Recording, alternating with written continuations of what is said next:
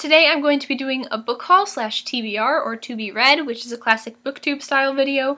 I know I don't normally do videos in this kind of format, but I've been buying a lot of books recently and I just want to show them off. So if this isn't your cup of tea, this isn't your thing, feel free to head out and skip this video. Soon I'll be making a video response to Miss X House for the annual YouTube ladies survey, so you can look forward to that if you're heading out. Boom, boom, boom. But for now, we're going to talk about books. Like I said, I've been doing a lot of book buying recently, not necessarily on purpose, but I keep finding myself in bookstores, and then it's pretty much impossible for me to leave without a new book, which is not necessarily good for my wallet, but I'm not going to complain because now I have a bunch of shiny new books. First of all, I bought Divergent by Veronica Roth, which, if you don't know, is kind of the big series going on in YA right now. It's a dystopian type thing like The Hunger Games. I feel like a little bit of a sucker for buying it because the only reason I want to read it is because it's the thing that everyone's reading and I need to know what everyone's reading. A lot of my cousins had read it and they said it was good, and I usually trust their opinion, except for they were the ones who turned me on to Twilight back a few years ago, so maybe I shouldn't. The point is that I'm jumping on this bandwagon. I also bought both volumes of Mouse. I've read the first one so far, not the second one.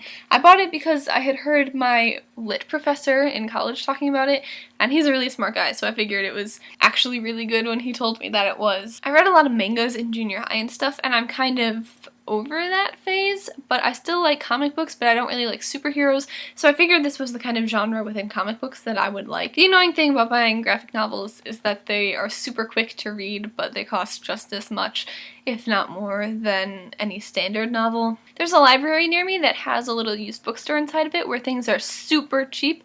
It's not very large, but if you find something you like, it's usually like $2. So I went in to return some books, and I wasn't planning on buying books, but I walked by, there's a bookstore, I can't not go inside the bookstore, and then they had books I wanted for $2, so I couldn't not buy them. From there, I got Sherlock Holmes for $2.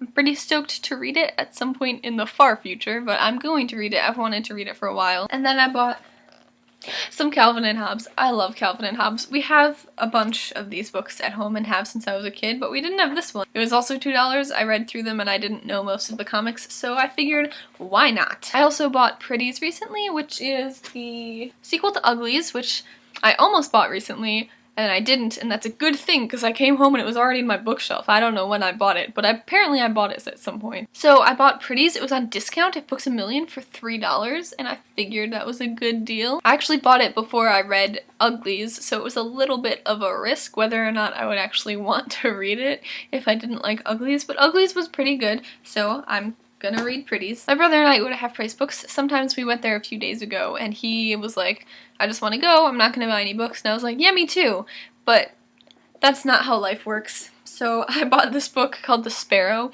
and literally the only thing I know about it is that there are Jesuits and they're in space, and that's just fascinating to me, so I need to read it. My friend says it's super weird and that I should read it, so I'm going to. Ah! All my books just fell. Well, this is a disaster. Okay. So I bought this book of poems by T.S. Eliot about cats, which is what the musical Cats is based on. I didn't know the musical Cats was based on a book of poems by T.S. Eliot. That's the coolest thing ever. Do you realize how cool this is?